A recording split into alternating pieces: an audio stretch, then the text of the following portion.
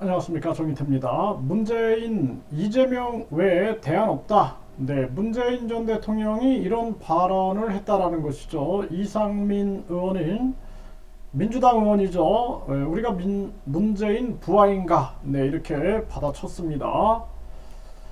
네, 데일리안에서 전하고 있고요. 이재명 외 대안 없다. 네, 문 대통령이 이렇게 얘기를 했다라는 거예요. 이상민 의원은 민주당 오선 의원이죠. 우리가 문재인 부하이냐? 네, 이런 식으로 받아쳤습니다.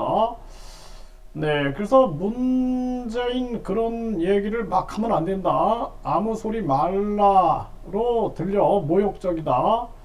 네, 이 질서 있는 퇴직론은 전격적으로 그만둬야 한다. 굉장히 지저분하다. 네, 이렇게 얘기를 했습니다.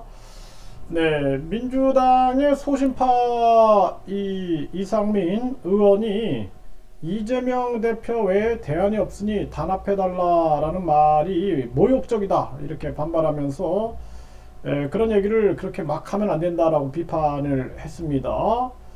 네, 그래서 박지원 전 국정원장이 이재명 대표 외에 대안이 없다. 이 대표를 중심으로 민주당이 단합할 필요가 있다는 말을 하시더라. 문 전 대통령의 발언에 대해서 이 문 전 대통령이 과도하게 말씀하신 것 같고 전달한 분도 잘못 전달했다. 이렇게 오선 중진인 이상민 의원이 발언을 한 겁니다. 우리가 뭐 문재인 대통령이 부하이냐? 네, 문 대통령이 지시하면 그대로 다 일사불란하게 움직이게 이렇게 운을 뗐고요. 전직 대통령으로서 얘기하는 건 좋은데 해야 될 말이 있고 안 해야 될 말이 있다라는 거죠. 이재명 대표 말고는 대안이 없다는 건 문 전 대통령 판단인데 그런 얘기를 그렇게 막 하시면 안 된다. 이렇게 지적을 한 거죠.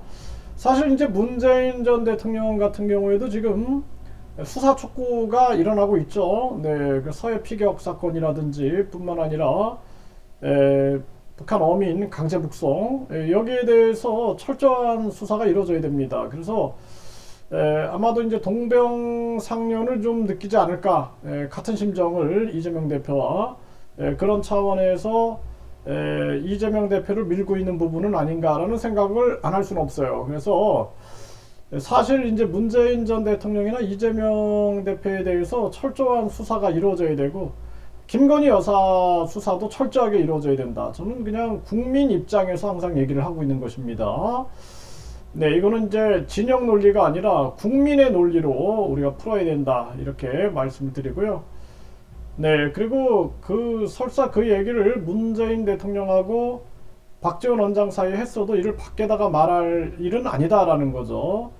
그 대통령 혹은 전직 대통령과의 말씀은 상당 부분 밖에 얘기하면 안 된다. 전직 대통령 말을 이렇게 막 전하면 되겠는가? 네, 이렇게 비판을 했죠. 네, 문 전 대통령이 이렇게 얘기하더라. 그러니까 문 전 대통령 뜻이 그러니까 아무 소리 마라.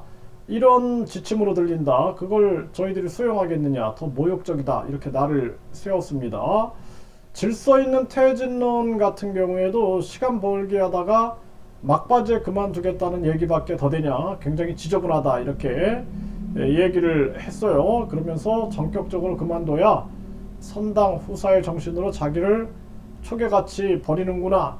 네, 그래야지 진정성이 와닿는다라는 겁니다. 질질 끌다 만신창이가 돼서 그러면 안 된다. 질서 있는 퇴진이라고 친명계는 떠보는 식으로 하는 건 안 된다. 그만두든지 말든지 둘 중에 하나다. 이렇게 얘기를 했습니다.